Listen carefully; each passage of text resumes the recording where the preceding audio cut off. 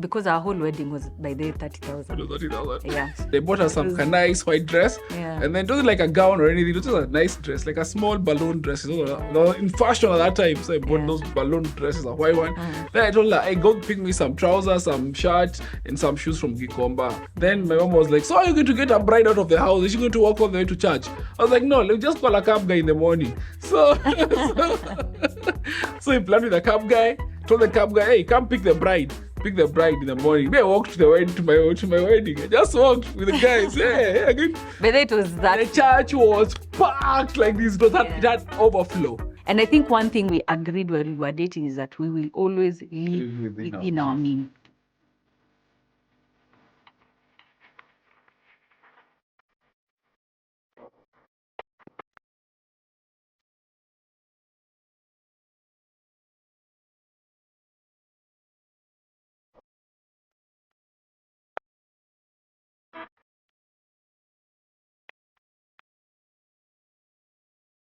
You can support any of these stories we continue to share by sponsoring their therapy sessions at PsychX, a trusted partner in mental well-being, offering tailored services for individuals and corporates alike. Visit psychx.io today and start your journey towards a healthier, more fulfilling life. My name is Tim Kiaria. Kiaria is my dad's name. This is Maureen. I'm the husband of Maureen, Omboy, Mwangi. So Mwangi is my other name. We've been married for like 14 years. Not for like we've been married for 14 years. I'm sure we've been married for 14 years. One thing we have together is resilience. We have resilience. We fight and we fight to stay together. And we fought to stay together. And through it all, we've seen truly love conquer. I can say that. Yeah, 14 years later, we are still in this together in spite of the ups and downs. Yeah. We started learning more, I think during our 7th year. That's when it's almost like, I think hapo mmezoeana na mtu, you get used to someone and there's no... Of the 4th year. He's reminding me, maybe it started from the 4th, I don't know, but the 4th. I think for us, our first years were quite okay. Some people go through a lot during the first years, during the 2nd year. For us, we were still having it easy and, Easy-ish. Easy-ish. Yeah. Let's be clear. And I guess maybe it's a journey because, I guess it's been a journey and there's always something to learn about that person. It's not a curve. Yeah. So, yeah. So a curve means to go like this, to leap at some point. So it's just moving up, always learning, going up. Exactly, yeah.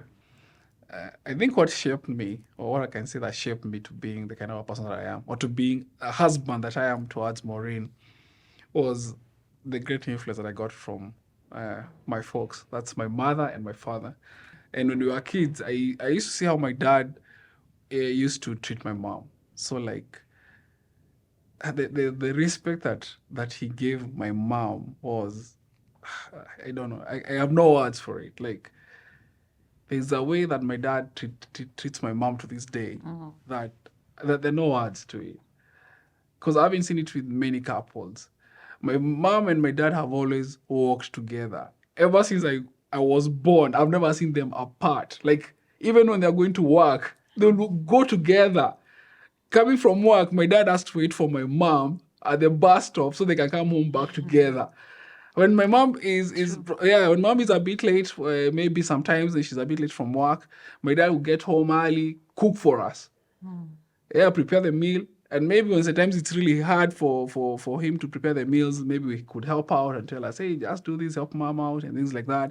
And maybe some clothes need to be done, some laundry. He's like, hey, let's help mom and do some laundry. So what I saw from my dad was great dedication towards my mom. That I do not know even the words that I can put to actually say that I've seen such a man anywhere. Yeah, and people are surprised that my dad is like that. Even out there, guys are like, hey, your dad and mom are always together. Like, they always used to say, if you see the mom, just know the dad is around the corner somewhere.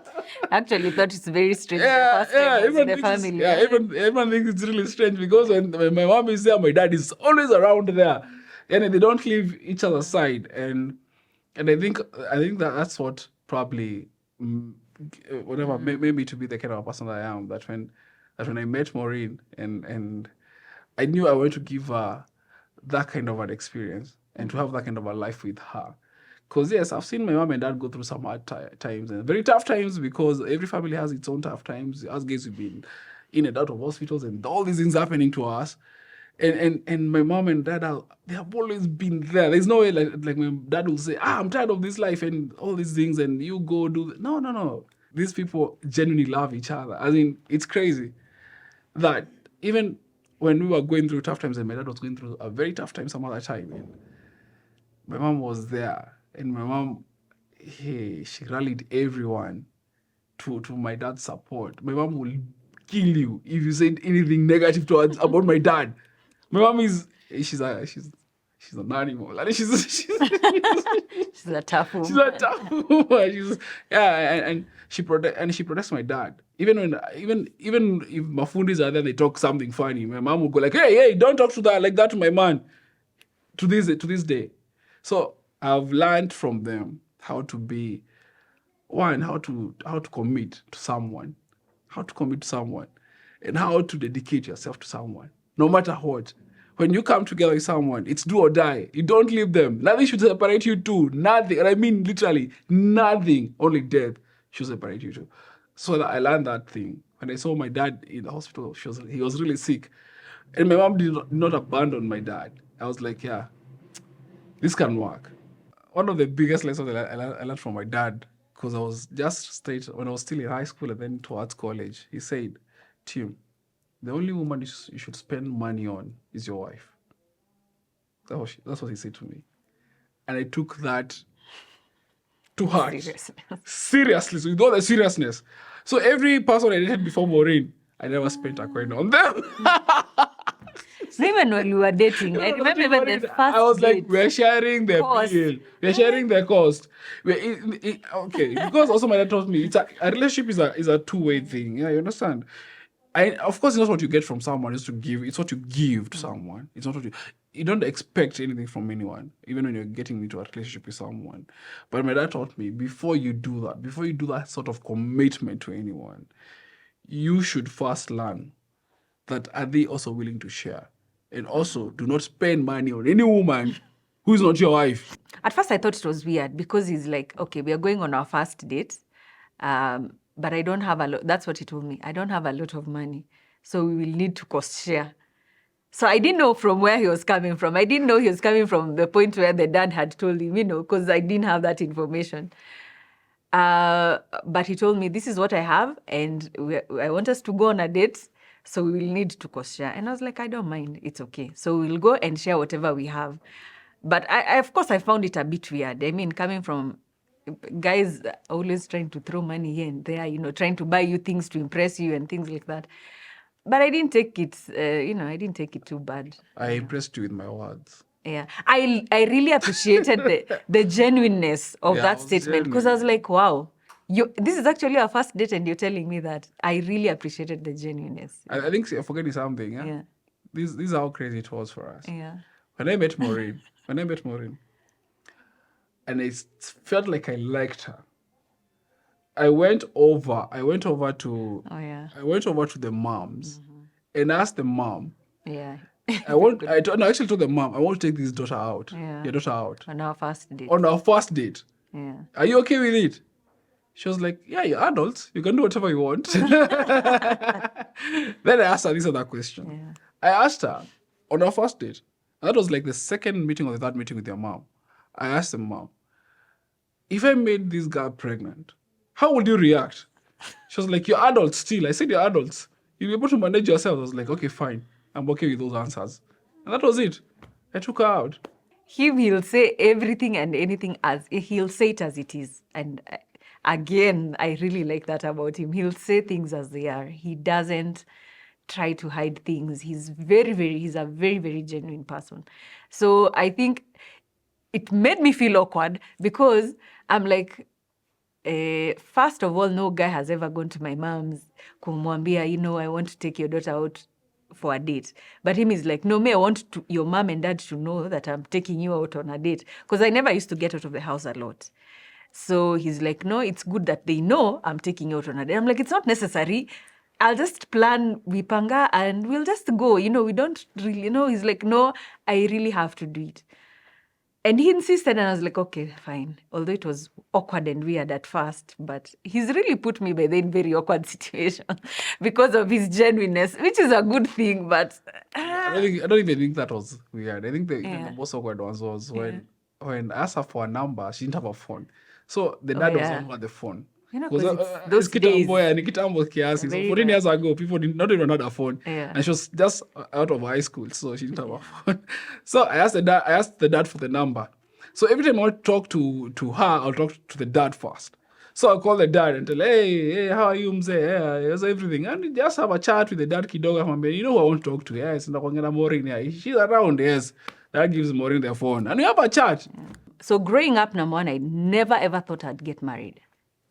I always told my mom, because I talk to my mom a lot. I'm like... She said that to me too. Yeah. I'm like, me history. No, and not because my mom and dad, they're together even to date. But like for me, I'm like, I don't think I'm cut for this, this relationship stuff, kids, raising a family. Because I'd see the way my mom would go, work long hours, come home, she's tired, she has to cook. I don't know. For me, I'm just like, this is just too much stress. So I'm like, I'll just be the career woman. I will go to school, finish school, get a good job. And I told him, find a white guy. Yeah, and get a baby and keep the baby. And in some other country, so that don't follow me because I just want a baby and I'll be okay, So I think the responsibility that I used to see, like it's too much responsibility put on the woman back then, used to really discourage me because I'm like in his case, like he's just shared, like his dad was always there helping and all that. For me, my dad used to work for. So everything was basically left, like if it's house chores, my mom used to be our responsibility because my dad was always away working. And I know there's nothing he would have done about it. But for me, I felt like there's so much weight put on the woman. And I was like, no. And even just looking at other families, I never used to see the dads help the moms. Back then, it's very rare to see a man get into the kitchen. Maybe nowadays they try. But back then, it was really difficult seeing a man in the kitchen or a man trying to take the children to school or attend a meeting, So I think for me, that is what kind of discouraged me from getting married. And then growing up, I always made a prayer. And I was like, God, if I'm to ever get married, I don't want to feel the pressure that I am seeing, it's almost a woman's responsibility to keep a family, to do everything for the family, apart from, let's say, providing, I didn't want that. And I was like, so if that is my path, God, please make sure you bring a man who will be, fit for that. I really used to make that prayer almost every other night. I also told him that when we met. So I was like, I always prayed that prayer. If God, you want me to get married, if this is your plan for my life, you better bring a man who will, who will make things easy. Because this marriage thing is not for me. But anyway, yeah. So, and thank you, Jesus. 14 years later, thank God, it could never, I wouldn't have asked for, anything better than who he is to me. Yeah. I think most of what influenced her to get to change her perspective mostly her perspective was, one, she met my family. Oh, yeah. That made She met my family. She came into the family. She got swallowed into the family. And then she found my mom and dad were so accepting of her. And they started calling her daughter. I started talking to her. It's like they're wooing her in some sort of a way. Actually, I've just remembered something. Yeah. Actually, that really changed my mind. Because I remember when I went to your house the first day, it was during lunchtime. And the dad is the one who cooked the ugali. Yeah. That just, as in, I was like, wow, as in... And the funniest thing is that the mom was preparing the mboga and the dad was cooking and the children were just, as in, we're adults, but I'm like, where is this place? Yeah. I'm like, I was even feeling uncomfortable, you know, because she I'm was like, very uncomfortable. but to see he's my like, mom, yeah, to that's see my how dad cook. anyone can go to the kitchen and cook. Anyone, yes, anyone can go to the for me, their family setup is just Yeah, it's so a very odd it's a one, weird so, one. yeah. But that just honestly Yeah. that played a big role. That played a big Yeah. role. And you know, the funniest thing is where our kitchen was and where the sitting room was. So Yeah. my dad has to come across the Yeah, carrying the carrying ugali the like this. ugali. It comes on the table. That was nice. Yeah, and then us guys don't like when you go ugali, we don't like actually you take your piece and you go sit there. No. So us guys we slice it, then everyone has to keep on picking it from whatever. It's like a communal kind of a thing that we do in our family. So I think that was the first thing that probably made her heart a bit lighter about it. And Yeah, maybe told her definitely. towards maybe considering, yeah, maybe we can have a family with this person. And then I also think that she observed how we were living, like how my mom and dad related to each other. And then she noticed how my dad is towards my mom. And she thought that I could probably be the same because I've seen that example from my dad. That's why. Oh yeah, I thought so. If you did anything different, I would have felt shortchanged. And I got there. Because honestly, yeah. Where this behavior coming from? Suddenly you've changed. and I think also there's something also that she said that I remember she told me that when she met me, even before she thought about marriage or wanted to get married or should have been interested in marriage at all, she thought I would make a good husband. Yeah. Actually, yeah. I told him that. Yeah, even if I got married. Whoever it is, I'm like, just from looking at me. So maybe it's how I carried myself. I think it's because mentally I was not in that space where I'm like, yeah, you'd make a good husband for me, but I just thought he's a really nice guy. As I said, him is just those guys who are really genuine and they see things as they are. So it's like, yeah, that's a really good trait, you know, for a husband. So I'm like, you'd actually make a good. And also, you were very young at that time. You know, I think also the reservations for marriage was because she was also very young. Yeah, because at the time. At that time, you're 17 when I met you. Yeah, Yeah, almost 17. 18. Yeah, you're 17, so you're going to 18 January. So I just done college. I didn't have any money, funny enough. I had nothing. As in, I remember our first date. I remember when we went out on our first date. I asked my mom for 100 bob. I told my mom, hey, can you give me 100 bob? Like, I'm still an angel. But 100 bob back then was a lot of money. If I buy you some juice, I'll buy you some It was a milk lot and of some money. So there was only one place around Kitengela I could have taken you out. So that was the only place that you could take a girl out and they'd be impressed. Only one place. There are no motorbikes or tuk-tuks or anything. And you got board a matatu. Because if you board a matatu, that matatu goes to Tamanga. It does not stop there. You have to pay 250 shillings to Even go there. taxis then were like... Taxis were like, not the ones now we... There are no Ubers, there are no apps for anything. So you just have to walk. And now the good thing about Kitengela is, at that time, Kitengela was like a game park. So it's like you're doing a safari walk. So you take a safari walk. So people say Kitengela has dust. It had now I don't know what kind of dust that was. You walk on the road, by the time you're done walking, your teeth are brown because of the dust blowing against your face. That's what it was. That's how it was. And then you're walking in the bushes, and then walking the bushes up to that place that we will go to. So then we'll have our date and then walk back home. It was hell of a walk because the sun is crazy, but you're having too much fun. Yeah. But let me point out this thing out. When you're doing these walks, I was the only person talking. I was having a conversation with myself. She's very quiet. She used to be really, really quiet, extremely quiet. I used to wonder, what kind of a woman is this? She's so damn quiet. Girls are always so yapping. She's like so quiet. But I think that also gave me time also to think about what I'm saying to her. So that I don't say a lot of shenanigans. She was quiet. I kid you not, she was just for me, quiet. the reason I was that quiet is because I'm like, hautaniingiza box, by the way. So I'm really keen on what you're saying. I want to be very, very keen on what he's saying, you know. Sitaki kuingizwa hii box. And because somehow I had already accepted to the first date. So my heart is kind of warming up to an idea of, a relationship, and the fact that he's even gone to my mom to ask for a first date. So I'm treading carefully. I don't want to kuingizwa box, but then again, I'm interested because I want to hear, I want to get to know him because he's very interesting, he's very different. The fact that he was very genuine and upfront from the first, that really intrigued me about him. So I was kind of interested, but I staki kuingizwa box. So I'm really quiet listening, and then I thought he'd find me boring and just, okay, so moving on and leave and, go.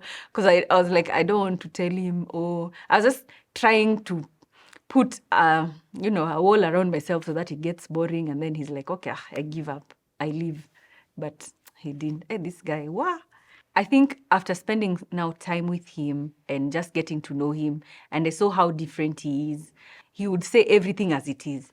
And for me, I saw a genuine person who we could actually build something. And I mean, because we met when I was very young, I could see his intention for my growth as a person, apart from just being interested in a relationship.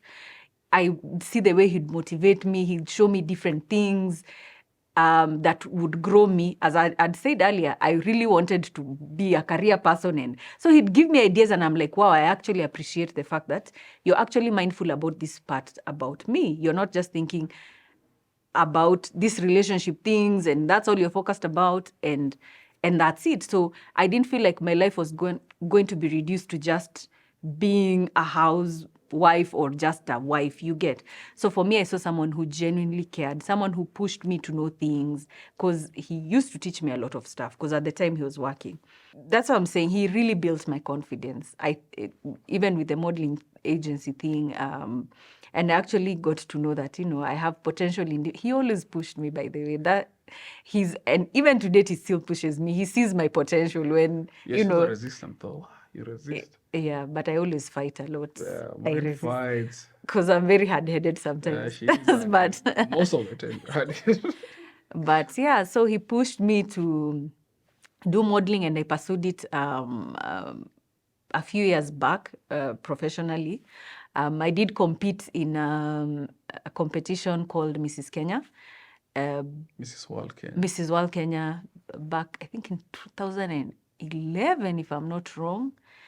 And yeah, but then I was Mrs. So it's a Mrs. competition, it's not a Miss. And I won. I went to represent my country outside, and he was there supporting me. You went to the US to represent your country. Yeah. Yeah. He's always proud of it, but I'm proud of it because I pushed him and he did it. but yeah, he But he's not actually doing it. It's a good did. Yeah. achievement. In fact, it wasn't for him. I probably would not have done He was it. just having fun, Yeah. You just took it on and Yeah. you did it and all that. Yeah. Anyway, I think it's the ground and the foundation that you build. Yeah. The foundation that you build. Firstly, we build a foundation on godliness. For us, it's been godliness. God has helped us to be where we are. Because I don't think the things we've gone through are crazy things. I don't think many couples could survive that. But because of the foundation we had from whence we met, Actually, I've remembered. Yeah. I never used to go to church when the first time we met.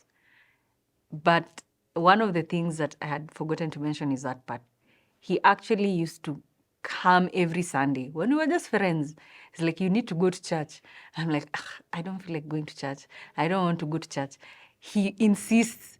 He's like, kama hajaniona atarudi after church. He's like, I didn't see you. You didn't come to church. Why didn't you come to church? He'd be that interested in my walk, And we would argue. And we actually used to fight. And we're friends, but he's like, why don't you want to go to church? I'm like, I'm not interested in these church matters, in these church things. So he actually, what is it called? Played a very big role to me getting born again as a Christian. Now, leave alone just growing up in a Christian family, but actually now having a relationship with God. At the time, we had a really good pastor where we used to go to church, because now he introduced me to the church, and I started going to his church. And I remember when we went to the pastor and we sat down and we told the pastor, this is our plan. At the time, I was still in uni, but we told him after, this is when I'll be done, and this is when we're planning to actually do our wedding officially. But this is how it looks like.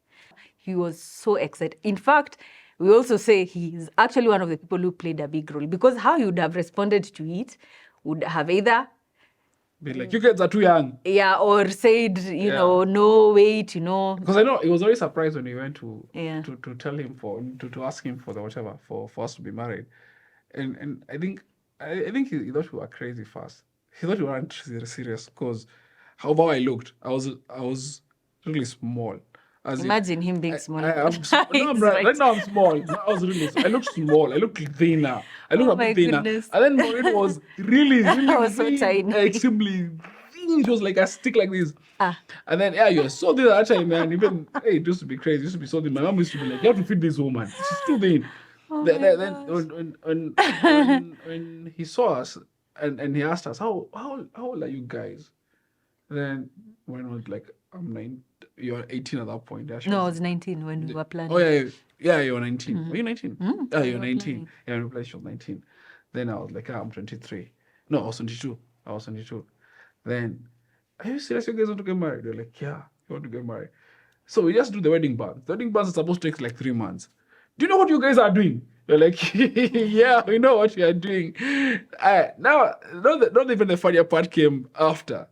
Okay, for one, people go for the marriage counseling thing, yeah? People go for marriage counseling. It's like a 3-month thing or 4-month thing. I don't know how long it takes, but I don't know because I never really exactly participated in that thing. The reason I didn't participate was this. The pastor was always so busy. So it just happened. Just on the eve of our wedding day is when we went for the for the counseling, for the marriage counseling. Like, okay, you guys, okay, let's sit down and now let's discuss this. Just on the eve of our wedding, that's what happened. But serious. That's all we had. That's the only counseling we got from him. But One the thing day. is, now it's, I think for us, we used to talk to the parents a lot. Yeah, also. so we already had So apart from the going for the we official, didn't exactly need counseling because we the used mom to, and the dad used to talk to us a lot. We a have a lot of lot. conversations with them. Yeah. They would prepare us for the whole thing. But so when it happened that when they did the wedding bands, when they're doing the wedding bands in the church, they make you stand up. Like they say, okay, these guys are going to get married, so you're always supposed to show up in the church when they're doing the wedding bands. So they're doing these wedding bands the first time. So he stood up. Everyone in the church was like, these guys are 16. What the heck are you letting these guys to marry? They're like 16-year-olds. Then the pastor said, no, these guys are actually of age. They can get married. Guys were shocked. Then guys started speculating. So Kitengela was small at that point. So everyone in Kitengela thought that I had already impregnated her. Yeah, they so thought I'm marrying her because she's already pregnant. Yeah. So guys were saying, she must be pregnant. That's what they're doing. They're trying to hide the shame, blah, blah, blah, blah. So there are rumors everywhere. Rumors. Even on the road, guys knew us. It's a small town. Everyone knew, hey, these are the guys who are going to get married. They're kids getting married. Yeah. So it happened after the 3-month thing. Cindy was a 3-month band wedding. Yeah. So when we went to, we told the pastor that what our plan was, and we told him that we didn't have the finances, but we have saved up.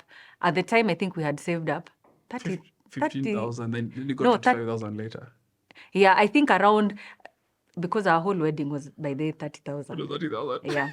So we'll tell you about it. But we had saved up some amount of money. So we went and told the pastor, this is what we have saved up, and this is what we're planning to do. So the pastor was like, this is very nice. Actually, you could be an inspiration to so many people, and you could just do a small wedding. Because at that time, in that church, no one ever did no one had ever done a small wedding. There's elaborate weddings. So, but the pastor was like, if you guys are willing, you could actually do it, and you could inspire more people to actually do a small wedding. You don't necessarily need to do a very big wedding if you don't have the finances. And for us, we didn't want to start on another note. We just wanted to start there. And I think one thing we agreed while we were dating is that we will always live within our means. Yeah. If this is what we can afford, because I remember sometimes we would not have money because I'm in college and his first job, and we'll just go and share a soda, stroni mbili, and we'd share soda. Yeah, that's it. And that's it. And we would just be content. So for us, we started from on that note where whatever we have, we'll just put together and we work, with that, and we build it up. So I think for us, even the wedding, when we were going to tell the pastor, we were ready. We were like, okay, if you have approved of it and he's encouraging us to do it, we're like, okay, fine. So we're like, so this is how we are going to do it. We'll just go buy. No, actually, we wanted to just come with our clothes, kawaida clothes, like jeans and t-shirts on the day of the wedding. On the day of the wedding. Then the mom was My like, mom was like, no way, you can't do that. You can't do that. My mom was like, you have to go get some clothes. At least some nice clothes, some new clothes. Some new clothes, not nice necessarily, but new clothes. So we went bought some new clothes. Let me be honest. We went. Yeah. She went. I took her to Jamia Mall. Yeah, it was I the bought her. mall by then. It was a mall at that point. I bought her some was- nice white dress. Yeah. And then it wasn't like a gown or anything. It was a nice dress, like a small balloon dress. It was in fashion at that time. So I bought those balloon dresses, a white one. Then I told her, "Hey, go pick me some trousers, some shirt, and some shoes from Gikomba." Pop. Yeah. She went and picked some stuff for me in Gikomba. Then my mom was like, "So are you going to get a bride out of the house? Is she going to walk all the way to church?" I was like, "No, let's just call a cab guy in the morning." So, so he planned with the cab guy, told the cab guy, "Hey, come pick the bride. Pick the bride in the morning." Me, I walked to the wedding, to my wedding. I just walked with the guys. Hey, again. But it was that. The church was packed like this. It was Yeah. that overflow. Because everyone was surprised. Like, they want to First, see they were coming to see the wedding. these young people who were getting married. Yeah, because of the rumors. And then they want to see how is it going to be. What Yeah. kind of a wedding is this? Because we also did it on a Sunday. On a Sunday. We did it on a Sunday. In the service, in the Sunday service. Yeah. So she just But we came, did it. Yeah, she came to, she was brought over by a taxi in the church. And I just walked in. Guys are like, "Hey, yeah, go sit in front." I went, sat in the front, and the thing happened. For me, the reason why I agreed to even a small wedding was because, remember, I had said I had never imagined myself getting married. So, like the way they say girls, they always dream of how their wedding would be. Me, never. I had never imagined of something like that because growing up, my mind was not set on getting married. So I never imagined how that day would look like. Honestly, I never imagined how that day would look like. So I guess I skipped that part in my childhood of imagining how I would want my wedding to be. Because for me, that shift of mind came now when I was an adult, and now I'm seeing a potential of actually getting married and the idea of getting married. And I think the other thing is that I knew where we were financially. Because as I had said, this guy was honest from the get-go. This is what I have. This is what it looks like. For us, we were building something from the word go. We always put everything together. The first, what is it called? My first job, he was there when I got my first job when I was in uni at the time. So every decision, basically, I've always, he's always been part of it, and just consulting and, So I think for me, realistically, I knew this is what is this is what is on the ground. This is what there is. So even if probably at that time I would have wanted a big wedding, it would not have happened. And then the other thing, the fact that now both of us were Christians, we never wanted to wait for a very long time because we knew if we waited for a very long time, because if we waited for a very long time, then it meant that we would either end up doing things that are against our faith and things like that. So we really tried to also live and stay in the faith and do that thing that is right before God, because that mattered to us a lot at the time. To date, but I'm just saying that also shaped the reason why we were putting timelines to even how we wanted it to be. Well, as we've been growing in marriage, even how we did our wedding, that thing left an impression on me. Even with her, I know it left an impression. I knew I don't need money to marry this woman. I need to offer myself to her. Mm-hmm. It's not the money I'm offering to her that will matter. Money comes and goes. Yeah, it doesn't last forever. But that person who I'm offering to her is the thing that she's going to be with till the day that she dies. And that's what I'm offering her. It's not the money. Because if war comes and money goes, if fire comes and money goes, if calamity comes and money goes, then what are you left with? So, and I think also the genuineness of someone's heart is now tested when you actually go through these things. Exactly. Yeah. Because, I can tell you, that won't matter to me. If you lost your that won't matter. I'll still love you. I'll still love you. But I think for us, for the 14 years, just being with each other, sawa basi, utasema, okay, I don't mind if one day you don't have a job and we are sleeping hungry. Until you reach that point. Yeah, you're tested. You're actually tested, and that's a point of growth, because you realize, did I just say these words? Did I really mean these words? So the thing is, also as a person, your character is tested through marriage could test wewe as a human being, because when you say those words, one day they'll be tested. then what? Anyway, It tests it tests the genuineness of your character. That the words you are saying are not just words; they are actually tested through action. Yes. Because words are meaningless Yeah. until the action, until you're tested, so that you can see your reaction. As you can tell someone big things, they don't matter until that moment comes and they need. You can, oh, I'll die for you, baby. Yeah. Until someone points a gun at you, then you can say, am I really willing to die for you? I'm going to decide ujiokoe. Before you got married, just to put it out there, there's a note question that Maureen asked me. I remember. So she asked me. I think it was on our second date. Yeah, on our second date, she asked me, Tim, if I never had any children, would you still be with me? Would you divorce me? And I told her, no, I wouldn't. And she was like, okay. I didn't know that was going to be an issue somehow. But apart from that, then something interesting also happened. And I think that's the same day I told her, I'm actually diabetic. The same day I told her, I'm actually diabetic. So not because I'm diabetic, will you actually get married to me? And I have to be on meds, and I have to get shots every morning and evening, and I have to have this diet, I have to follow, and then the other complications that come with this thing. So I just know when you take this on, you're signing up to this other stuff. And she was like, it's okay, we'll live. I said, you'll teach me. I'll teach you, and you'll teach me, and we'll live. I will live on. And I think that was a great testament of the kind of person that she was. And then now, I think that was one of those things that you never know that you're going to eat your words later. When you're young, I think the naivety one helps a lot. Being naive helps. Because you haven't gone through other experiences to say, when I see this kind of a thing happening, I'll be able to duck or avoid or skip or that. So like, oh, you're diabetic. Oh, man. Then you toy. Such things. Guys are like that. Like, someone comes and tells you, I have these issues, sickle cell thing, and someone just goes like, and it's true what he's saying, because I always we always talk about it now, and I'm like, I ask myself, would I now that I'm here and I'm older now and I know what I know, and I know the journey and how it has been, if let's say now I'm meeting him at this point with all that information, would I do it? To be honest, I'd really think hard and long, about it.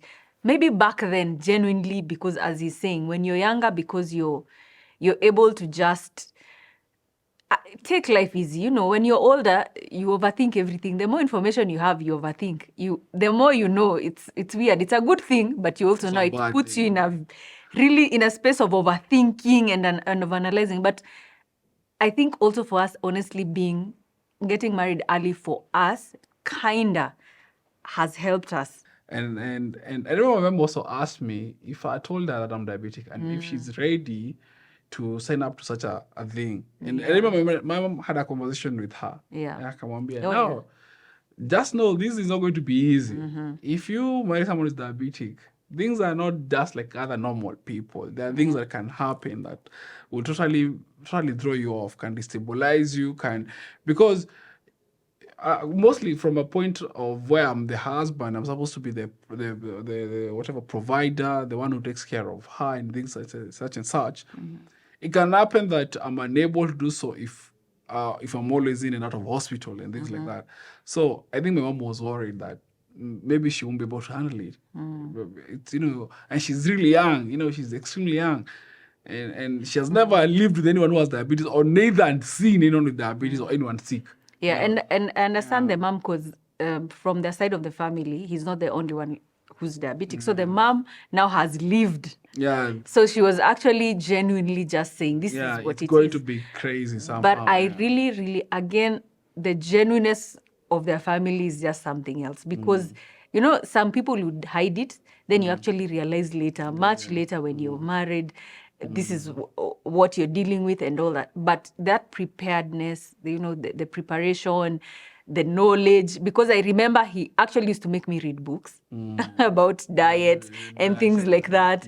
And you tell me, So this is what you do. This is what I'm supposed to eat. This is, and these are the benefits. So there was actually a lot of learning as well. So I wouldn't say that it was just we entered and everything went on smoothly. It was just a lot of learning and a lot of experience. Yeah. So the hardships, as you know, these hardships that we've had there are many hardships. I won't lie to you. There are many hardships. And now, how you bear with hardships. When you meet someone, having those genuine conversations, not superficial conversations, like having realistic conversations and looking at life realistically and what will happen and not just not like you are saying that bad things will happen, but saying, what if this happened? How will you deal with this? And then learning that person that you're getting married to. Are they able to bear such things? Are they willing to bear such things? Are they willing to pour themselves out to you? And also, you also examine yourself. You as a person who wants to get married to another person, are you willing to pour yourself to someone else? Like, are you willing to bear everything that comes with being with this someone else? And I think that's the hardest thing that is between people. Like, people, when they come together, they don't have that willingness. They don't know how far they have to go for the other person. That commitment, that sacrifice.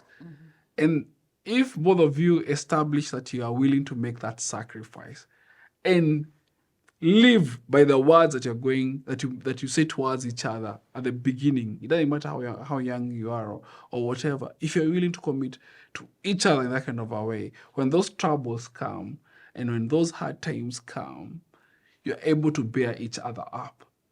Basically, when we had that conversation of when I was asking him about if we never, those serious conversations you have when you're dating, and I was asking him about the issue of the children, and then he popped this other thing about the diabetes thing, and to me it was a very new thing. So at first, of course, because it's something new, you don't know the seriousness of the issue.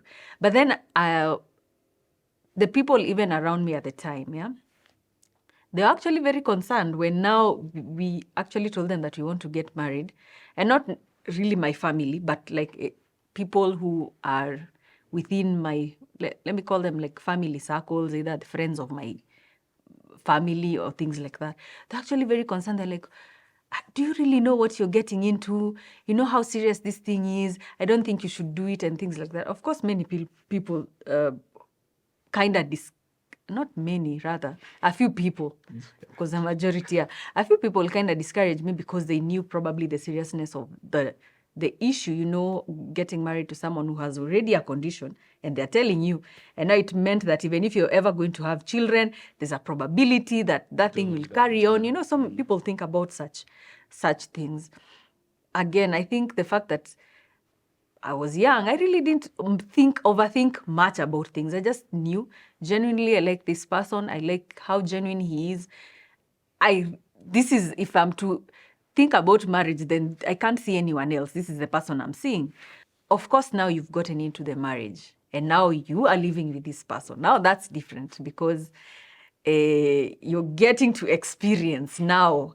For me, I would say even people who are diabetic, if you're able to manage your condition, you'd live like a normal person. But for me, my greatest need is when now he's telling me, I inject insulin, and you have to learn how to inject insulin because in case in case I need an injection and let's say I've blacked out or something, or I need help, you need to learn how to do it. And trust you me, up to date, I've never actually learned how to do it. I'm like, this part here now, this one I don't think I can handle. So for me, that has been, I'm like, I'm praying to God. I never get to that point where I have to inject you for anything. So I think for me, that. And then when we got married, the funniest thing is that every other month, for some reason, he used to fall sick. That now we've gotten into marriage, and now it's like almost every other month there's something, and he's fallen sick. And I remember just in our first year of marriage, the first time he blacked out in the house. Oh, yeah. I was so confused because I didn't know what was happening. Thank God, when we started living together, we never used to live very far from their mom's place. So it is like at 4 a.m. and I had to call the mom. I'm like, because I didn't know what to do now. So now I've been going through these lessons of how you help someone who is, but I didn't know what to do. So of course, at the time before he even blacked out, he told me what to do. But then now you're experiencing hapo. And me, I'm like, hey, me, I panicked. I just called the mom. I'm like, this is what has happened. This is what is happening. So we need to find a way of getting him to hospital as soon as possible. So for me, that was like the first, most scariest moment with just, being with him and living with him. But yeah. I think as Maureen is saying, it's hard to be prepared for such things. When you're out there, you think, I can manage this, man. I can do this. When you get in there, you're like, no, I don't want to get in there. Being diabetic is there are people say it's type 1, type 2, and basically because they're different. When you get it when you're younger, most likely you're going to have that one that is type 1 that you're not producing any insulin in your body. So the insulin is meant to control your sugars so that you're able to get energy getting into your cells so that you're able to do stuff. Basically just be functional as a human being. And when you're not able to do that, okay, basically you die because your blood cells, they need the energy, they need the glucose so that it goes into your body and you have the energy to do stuff. So there's no cure for diabetes, unfortunately. But for people who have type 2, they can manage it, and some of them get to reverse the diabetes and their pancreas, at least because the pancreas is not non-functional. For type 1, there's no production of insulin at all in the body. But for type 2, they have a bit of insulin, and if you manage it really well, your pancreas just gets to get better and it's able to produce. So for me, unless for him, he has now the type 1, the one he's dependent on the medication. So unless someone was to give me a pancreas, I don't know if they do pancreas transplant, so he was to get that one. But it's more than that because again, it's an autoimmune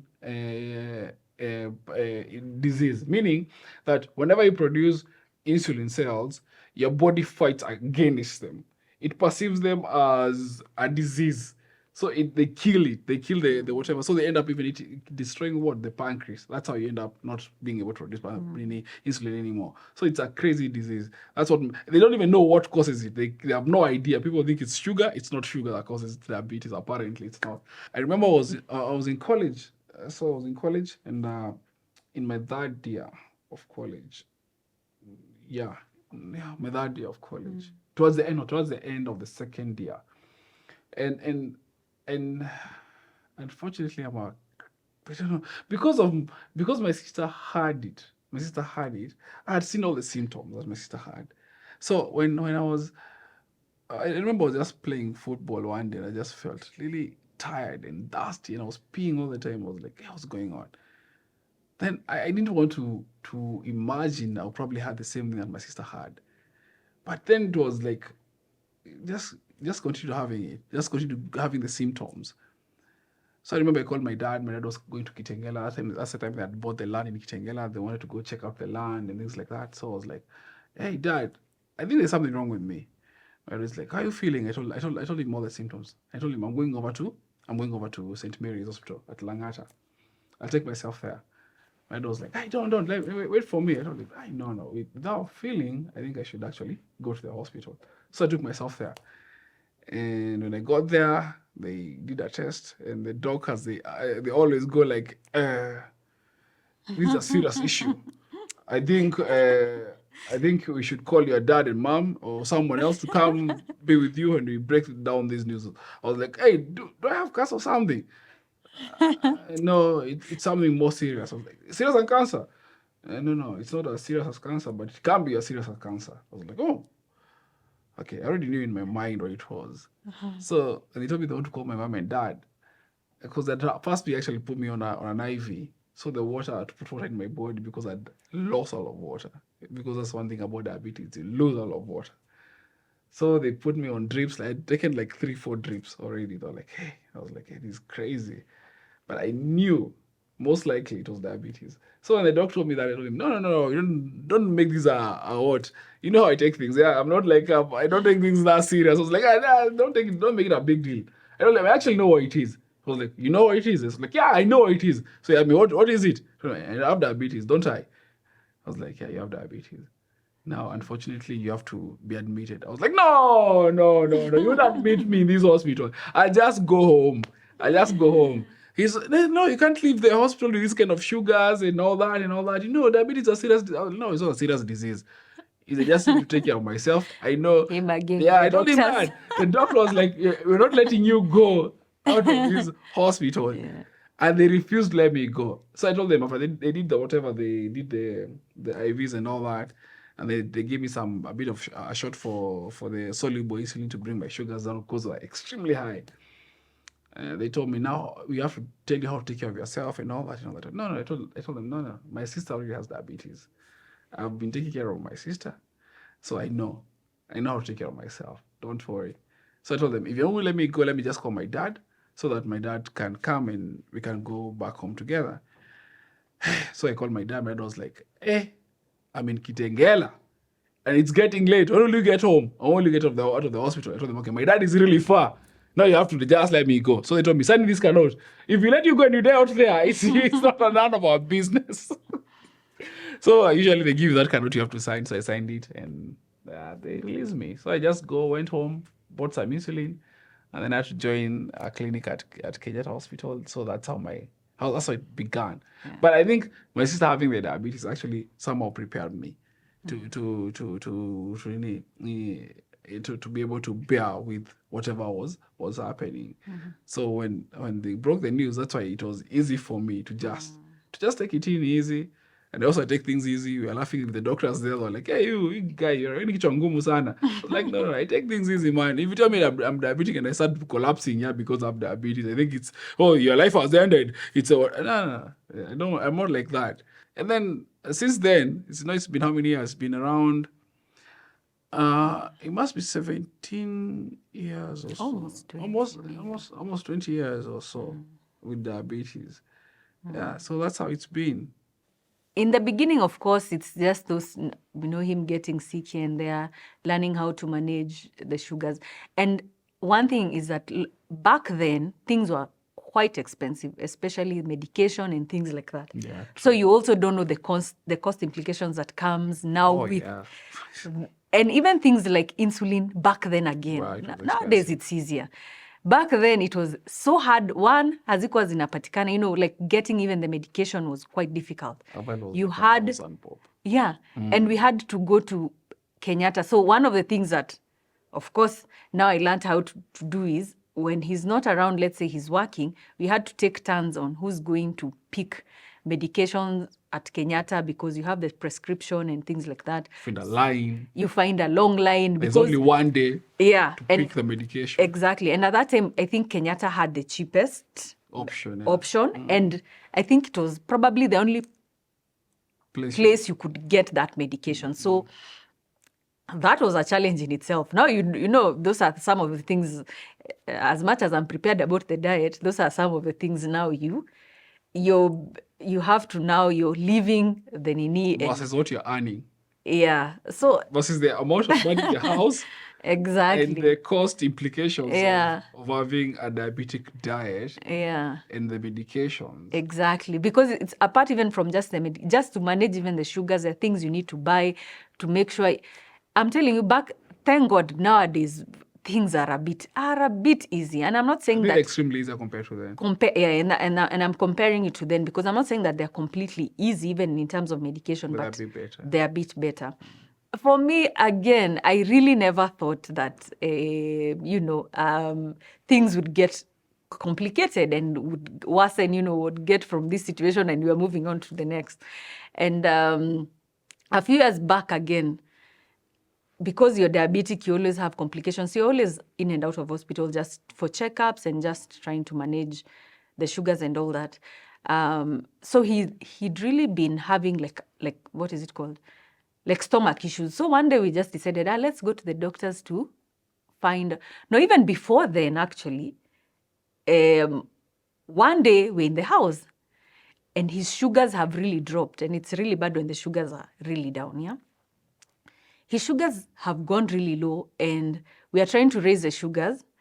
We've given him soda.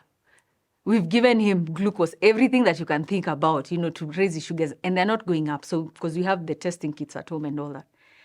And I'm now scared he's telling me, no, he's weak. I don't know what to do. So the only thing, since we've done everything according to what the book says, let's go to hospital. On reaching there, tunaambiwa his, what is it called? His blood pressure is way up there and he needs to be admitted. I'm like, what? We just came here because his sugars were not going up. So at the time when we reached the hospital, at least his sugars had started stabilizing because, of course, the doctors, they had to test. So that's actually when he was now diagnosed with high blood pressure, because after that, his blood pressure never... It was normal always, yeah. Before then it was normal, but then after that, his blood pressures have never gone back to the normal range. So now that's another thing about when you have diabetes, it can progress sometimes to that. Okay. So I'm like, all right, okay, now here we have hypertension. So, okay, so you signed up for diabetes, but now here you're dealing with something else. And now we have to learn how to, again, manage and live with this. Mm-hmm. But I think for me, what has made it easy, not per se it's been an easy journey, but what has made it easy is because him being a very positive person, as you can tell, he's full of energy. So even when things are really bad, you want to panic, but him is making fun. So for me, I think that kind of eases up the tension and makes things easy for me, to be very honest. Because I always tell him, akika ungekuwa mtu wa kupanic, or if you just panic, and me, I think I'd also have no strength, I'd be panicking myself. But I think his positive energy, and he's always trying. In fact, I always tell him, the day nitaona hauna energy, the energy levels are not here, then I'll know things are really thick. Because even when he's just there, because he's been admitted so many times, he's there, people are like, huyu ndio mgonjwa. He's always just full of energy, and even people around him just know. It's even hard to know when it's serious and when it's not, because he'll make fun. So I think that helps me a lot in terms of coping with the situations and the challenges that come with him being unwell. I have to remind you of something. Uh-huh. The time I got meningitis. Oh, yeah. Now these are now techniques of marriage coming. That was right now before I got the hypertension. I got meningitis. I was just in the house working.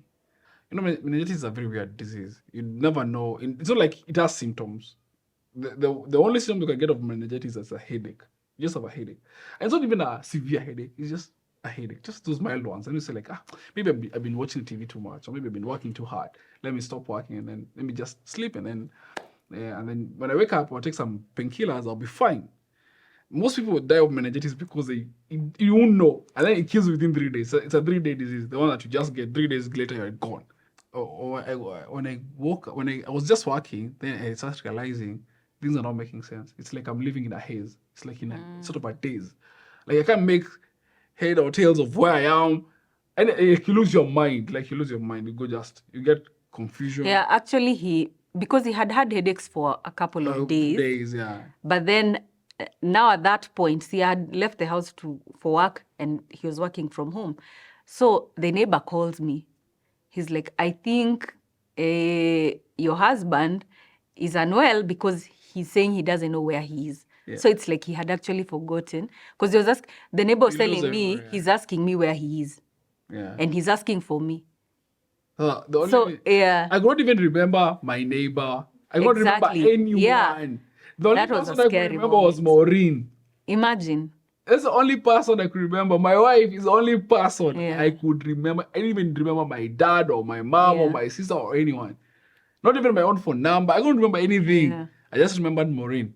Then I told my neighbor, when she asked me where are you, I said, I don't know where I am. But I just called Maureen. Get Maureen. So I remember now from once now Maureen called the neighbor and told them to put me in a cab so they could take me to the hospital. I'd lost my memory. He actually lost his memory for like Almost, 2 days. Yeah. And the only person he could actually Not remember 2 days, so more than 2 days. I lost my Yeah, memory for maybe. 5 days. Yeah. For 5 days. I didn't even know my brother. Even when my parents came, I didn't know who they were. Not that day is when I started noticing these are people probably I know. And then maybe my brother, Kidogo, the memories are coming. Oh, this is my brother. But anyone else, I could not Yeah. tell who it was. But the whole thing is, if I didn't have a good relationship with my wife, most likely I would not remember. I would have totally forgotten her. But she was there with me, Yeah. and when we went to the hospital, she slept with me in the same hospital in a private cube, and she took care of me. Now this is a thing. She was waking up every day Yeah, that was a and trying going moment. to work From the hospital. from the hospital. And So I would go home, Yeah, I should go pick home, clothes, for changing. come back to the hospital, sleep there. Of course, Sleep you're not there. exactly sleeping. You're kind of just taking care of him. And then in the morning, I'd wake up, go to work, go again in the evening, go get And clothes. it's not because Yeah. because there are no nurses to take care of me. There are plenty of nurses to take care of me.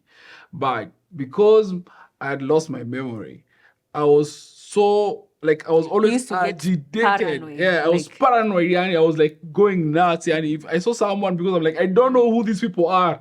And I can't, and even if someone told me their name, I will not keep it in my memory.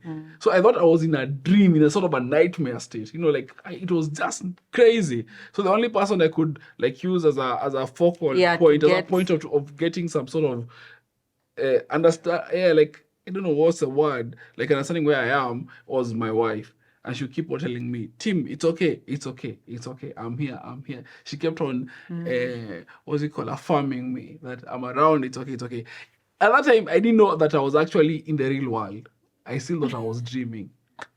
It was a funny time. So when my bro came and told me, hey, I want to take you to the loo, go pee. I didn't want to pee because I thought I was still sleeping in bed. So I was like, I'm still dreaming. If you make me pee, I'll pee in my bed. It was a weird time. So now I want to pee in my bed. So that they had to put a catheter on me so that they could pass Even urine. they used to sedate him. Yeah, Because now so it's then almost like I was you're- hysterical. I was getting hysterical because now I'm trying to get out of this dream. Because I used to have these weird dreams. Okay, I still have those weird dreams sometimes. Like when you're having those out of the body experiences, or you're having what they call those the dreams that you think you are not dreaming, and at the same time you think you're dreaming. And those are weird experiences I usually have. Yeah, the weird experiences that I have. So I thought at that point, I thought I was having the same experience. So they could not tell where I was sick. And I think my mom was there. I think my mom was there. My bro was there. My bro, they all thought I was going to die at that point, And I remember Maureen also thought, hey, this is the time that I'm going to die. Like, that was a I'm very actually now yeah. going to die. It was a very scary It was a scary time. We have our friends and our family, Maureen's family, who have always been very supportive. Yeah. Not the extended family plus the plus the immediate family, and her cousin came over with her husband to check me out and to see what's going on. And he's the one who advised them, hey, transfer this guy from this hospital because this guy he'll actually die here if you leave him here. So it was a very hard time, and I think that was the first major test, like the biggest test. Yeah, I think that was the most scariest moment yeah. because now you're dealing with someone who you can tell that mentally they're not okay, so you can't really ask them. So Yeah, for what is me, going it was. on? Yeah. I think for me it was a very, very, very scary moment. I won't even lie. Like that shook me. That shook me a lot. But Yeah, so after they're telling me Yeah. what's been going on, I was just, huh? You said I know all this? Are you saying I was acting that way? I could not believe it. But I realized later after the 1 week was over, then I got my mind back and all that. That's when I started noticing, this must have been a crazy thing. Because I was already 1 week in the hospital. I didn't know. I'd been in the hospital for 1 week. Yeah. So I think that was one of the tests that for her dealing with someone who's diabetic. I know things like those ones. Unfortunately, something like meningitis is also a diabetic person's thing. Can happen to anyone. Unfortunately, it can happen to anyone. But also, you're more prone to having sicknesses or diabetic because also your immunity also goes. Your immunity also goes down. Yeah. and the truth is, these moments are actually very, very scary. Yeah. Very, very scary because just being there, and sometimes you don't even know what to do, and it can be, I won't even lie, like it can be very, very scary. But I wouldn't say like there's a way of mastering how not to be scared. You just have to go through it, and you have to allow yourself to go through it and hope for the best. Pray as much as you can, do whatever it takes to just be strong. Because the other thing is that the person who's unwell, they also look up to you. If you're also feeling like, so mentally sometimes I have to encourage myself and tell myself I have to be strong for him. Because I am sure he also draws the same. I draw strength from her. Yeah. And also have to tell myself, you have to be strong for her, even if Exactly. you're sick, you have to be strong for her. But definitely being with him has, I keep telling him, amenifundisha kuishi on the, I feel like I'm always living on the edge. You're living on the edge. You literally I feel like on the edge. when I feel like niko hapo, then he's almost like, especially with his health, It's like you're almost pushing going. me to the, but if it's not health, it's even other things, Yeah. You might think it's only but I health. think that in itself has kind of, for us, still keeps bringing us together, because now, because of that, most of the times we are together. Even in terms of my work now, I have to really consider a lot, because and I always don't look at it. I know to some people it might look like a limitation in terms of probably you'd want to get a certain job that I have to travel. Now, there are certain things I wouldn't choose to do, because I know I also need to be there for him. Yeah, because think The same about it. thing. You would want someone else to do that for you. For you. People Yeah. always forget that part. It could be him, Yeah. but it could have also been me. Yeah. And I would have wanted to receive The same, the kind same of amount love. of Yeah. love, the same amount of care, the same Dedication, care. amount of dedication. So, it's, as he said, it's you have to dedicate yourself to that person the way you'd want. If you are in the same position, you'd want the same. So for me, I always think of it that way, that if I was in his position, Would you I would want want the to same receive things? whatever I'm giving you is exactly how I would want you to do for me. The thing with diabetes is there are complications that you cannot predict. Yeah. So one of the things that has happened to me because of diabetes, firstly was as I was telling you about the part for the blood pressure. When you got the hypertension, I got hypertension. Then kufumba kufumbua. Little did we know. Little did we know that when someone has diabetes and you get hypertension, other stuff come up, like other stuff, unpredictable stuff. So what happened with me was, I remember after getting hypertension, just a few months later, like 2 months later or 3 months later or so, I started bleeding in my eyes. I got bleeding in my eyes because of hypertension. So blood just broke into my eyes. Okay, according to the diagnosis was given later, was that I had blood had pushed my retina. It has dislodged a detachment. It had caused a retina detachment. So it started with one eye. So we thought, it's a small thing. Let's go to the hospital. Eyes are not a big deal. There's so many things that can be done with the eyes, and you just get rid of whatever has happened. So we go to find some nice gentleman there, a very good Indian doctor. He's like, hey, Tim, this issue is very small. We get rid of the thing. I've seen it so many times. It's very experienced. So he's like, I can deal with this. So he goes like, yeah, Tim, let's do the laser surgery, and we'll be done. So we do a laser surgery at the hospital. Then, alas, it didn't work. So 7 surgeries later, on both eyes, I lost one eye. 7 surgeries later, I lost one eye. That was also another scary It was moment. hell of a time. Yeah. Because it took like a year, It was almost like a year. I think maybe even 1.5 years 1.5 of dealing years with the of eyes dealing only, with the like eyes only. literally almost every other month. Retina detachment. It's Yeah, not in working. They hospital. try fixing it, surgery again. They try over and over.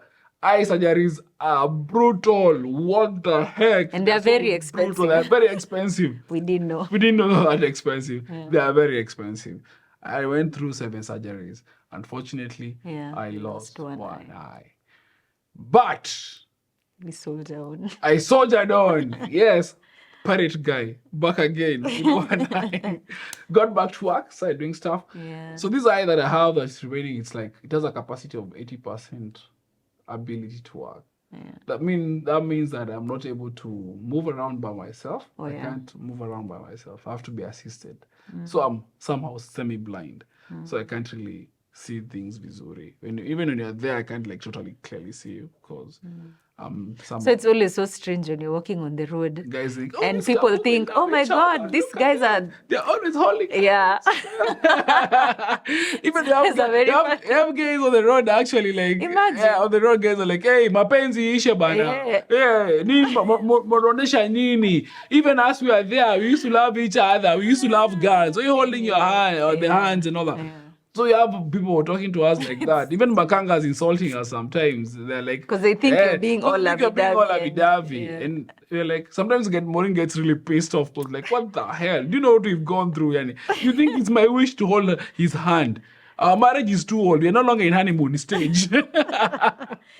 We are past that. We're But past anyway. that. You're not holding it. But It's anyway. it's nice. It's Yeah, okay. it's nice holding hands and all that, but yeah, it's been tough because of those things, and the surgeries were tough. I think right after we finished it was, I think, during our last eye surgery, now the 7th one, Oh yeah. with that other eye, that month.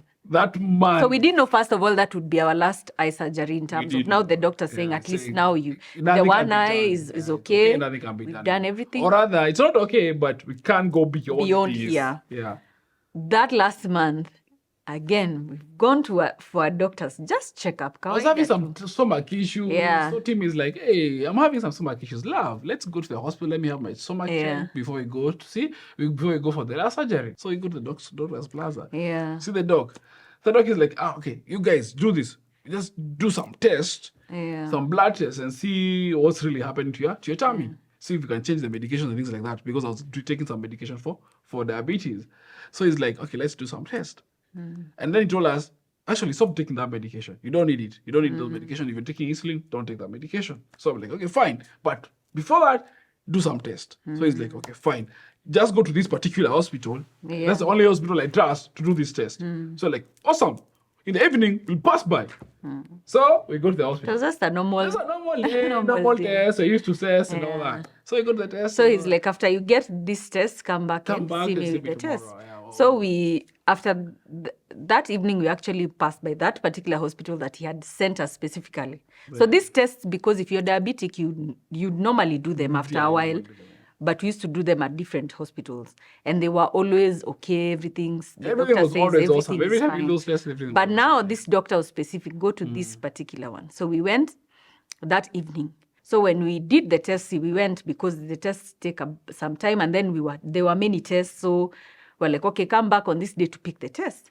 But on that day, like at 7 or 8 p.m., that hospital, so we see they tried calling me, but I couldn't pick. So Tim picks a strange call. Then the lab technician is like... is calling me. Not even the doctor, the lab technician. technician. She's screaming over the phone. Are you Tim? Yes. I'm like, yes, I'm Tim. Oh my gosh, you get out of there. Go to the hospital right now. I'm like, what? Go to the hospital. Do you know what is going on with your body? I'm like, no. Just go to the hospital. She was dramatic. She was like shouting, go to the doctor, leave, go right now. That's what she said. Actually, I'm using her exact words. Her exact words were, she had an urgency. she was shouting over the phone. Like she was freaking out. And that really also freaked me out. Because I didn't know what was going on. So she just went on and said, Tim, do you know what creatinine levels are? I was like, nope. Creatinine levels means that you have an issue with your kidneys. Yeah, but he didn't say what it was. He just said it shows you have a problem with your kidneys. So us, of course, we didn't know how serious it is. We were just like, okay, fine. Yeah. So the following day, we were receiving some of the tests. Yeah. So I went to pick the tests for him. So he didn't come with me. So when I went to pick the tests and the results are there, and now I met the lab technician and everything, he's like, what? This is what is happening. If you have these levels... So was she? Yeah, if you have these levels, it means he has kidney failure. So I'm the one receiving the news, first of all. Do you know, I got so confused. Like, I thought I had seen worse, but then now for me, this one was even on another... Honestly, this one was like I even felt sick. because my body was just feeling out of. So I'm calling my uncle now, who is a doctor. I'm like, this is what the lab technician has told me, and I sent him the tests. So we are going. He's told us to go back to the doctor. And when my uncle checked, he's like, yeah, but just calm down, go to the doctor because you need, specialist, you need to go back to the doctor with the test as we wait for the other test because he needs to be admitted immediately. Because he gave us the technician gave us a bit of the whatever of the test, not all of them, because there's some tests that could have taken that would take longer. Yeah. So she had to do all of the tests. Yeah. But she said, meanwhile, let's go just with these ones with the because ones that the we had. condition was where his levels were actually it was bad. In fact, they were Way saying off. that he's supposed to probably right now be in hospital somewhere. Like it was that bad. But funny enough, he was okay. Like physically, he looks okay. That's all my life story. Every time we go to the docs, they're always like, you should be admitted in the hospital right now. You should not be working. You should not, or rather, you should be in the ICU because your condition is really bad. I'm like, but I'm still working. I still have my faculties operating. What do you mean? So guys are always amazed, but I always think, but I always know for sure it's God who has always been keeping me and sustaining me. So somehow it's always been a miraculous thing how I've always gone through things. So to make the story short, this is what happened. I went to the hospital, so the doc said, you're very lucky. You're very lucky you came to me for a stomach issue because now I'm diagnosing a kidney issue. Yeah. So he said, next door, there's another professional. Go see that professional right here. Let him give you an actual diagnosis. So we went into the we just paid the next door. Receptionist. We went to the next door. From a diabetes doctor to now a kidney doctor, a nephrologist. Yeah. So we just gave him the results. So the guy just looked at the results and just just sung on the seat. Oh, my friend, let me tell you what has happened to you. You have an acute kidney failure. My kidneys are done. Completely gone. Not even one. All of them are totally... Yeah, he was actually at stage 5. So that's like stage 5. The end. Yeah, and if you have like diabetes, they normally say when it's not reversible. So sometimes if you're at stage 1, 2, you can do dialysis and then it's reversed. But if you're at stage 4 and you have diabetes and you have blood pressure, most likely stage 5, most likely you will not be able to reverse it even if you go on dialysis.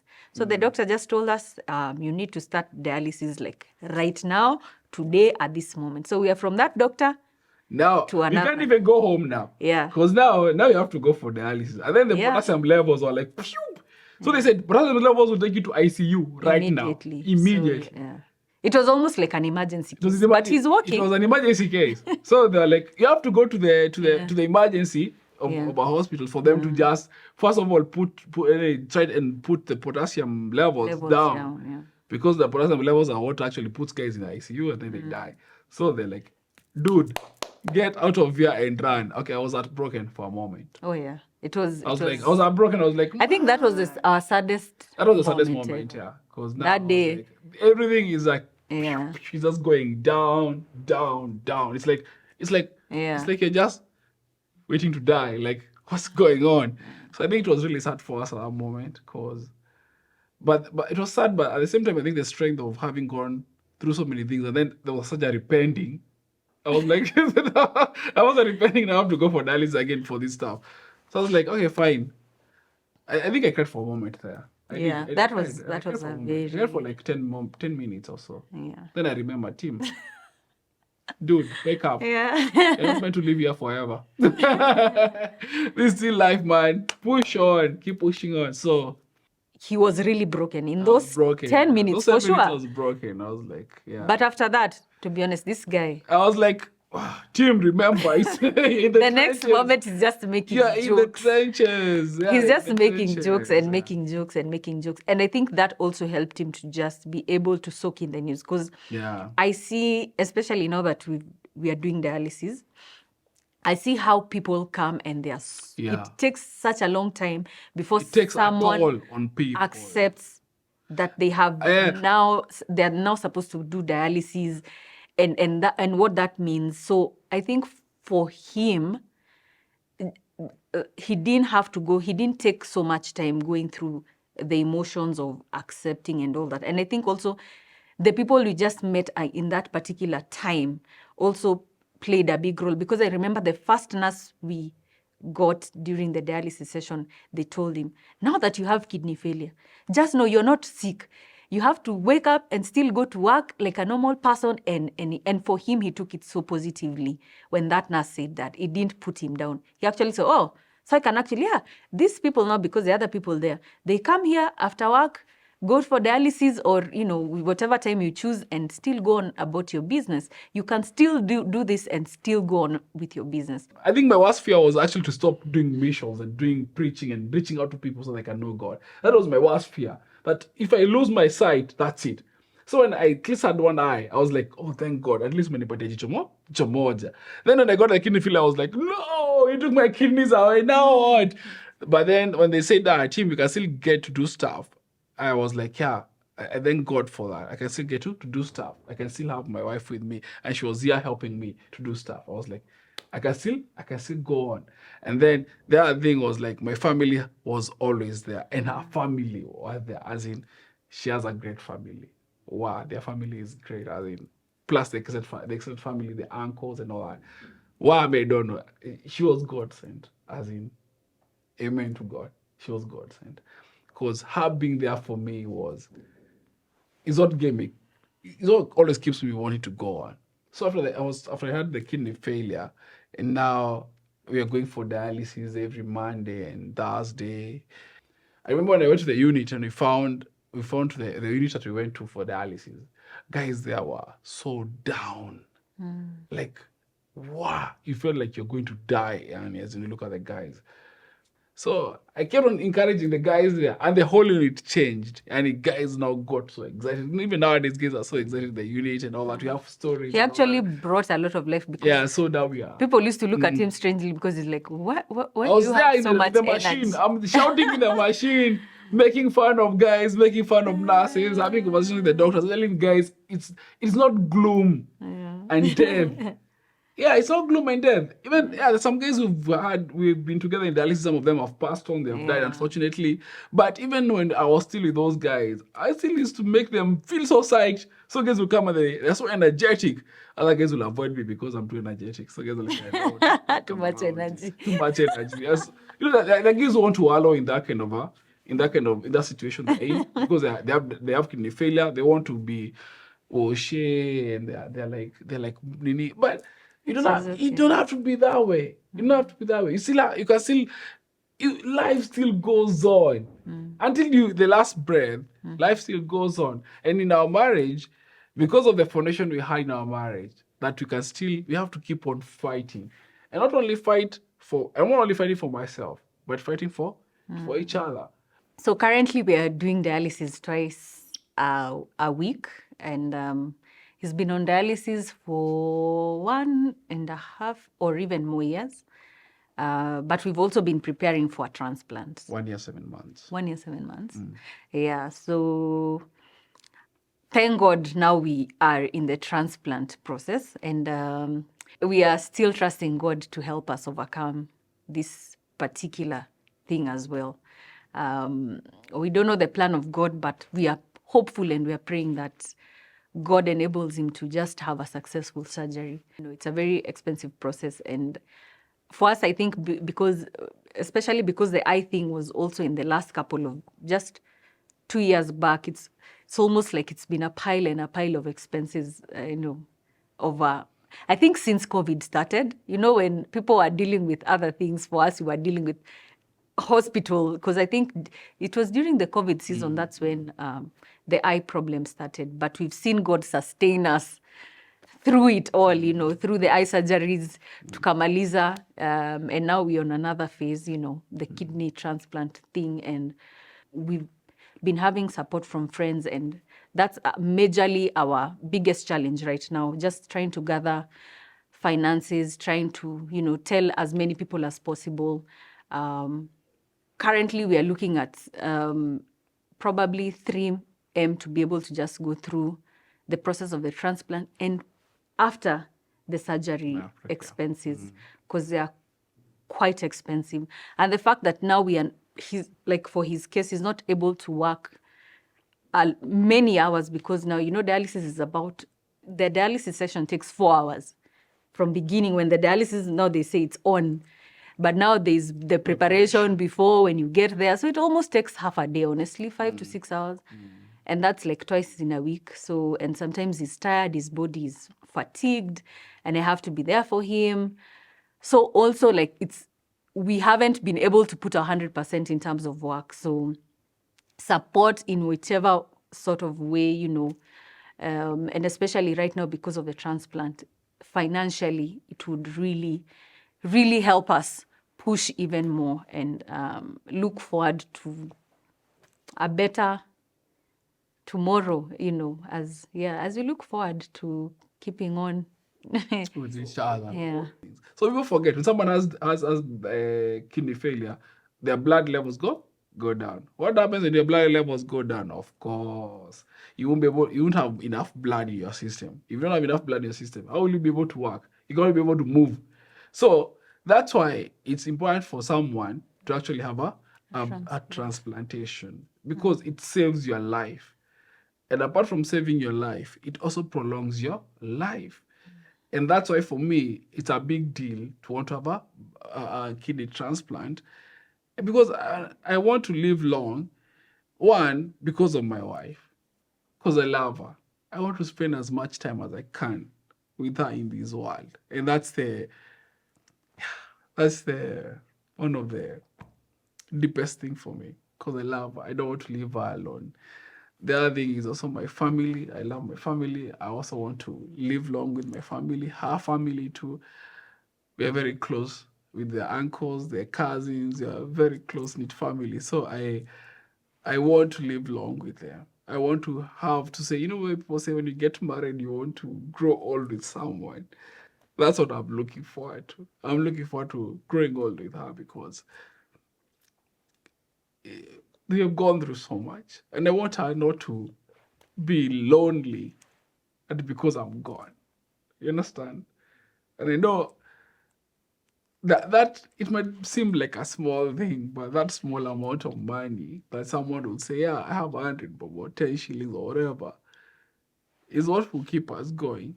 Because apart from living for each other, we're also living for others. So I think that's why it is important for me, or rather it's critical for me, to actually get a transplantation.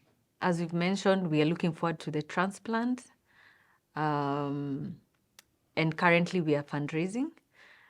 So we'd really request and pray for your support in whichever sort of way, because we do need financial support. We do need emotional support. Any kind of support would really push us to move to the next place, which is a transplant. And so if in case there's anyone out there who would like to offer, especially financial support, because we need the finances to go through the transplant and at least be able to have medication for him after the transplant, which is also a bit of an expensive affair. So the pay bill number is 400 200, and then on the account number 400 59686. If you'd like to send an encouraging message or just direct M-Pesa, you can do it through my number 0714 159 686. Yeah, and we look forward to coming back again and telling you of how the transplant went, and I'm hopeful that we'll be back. Just akituambia turudi, we'll be back. Yeah. Yeah. Yeah. Yeah, we're back.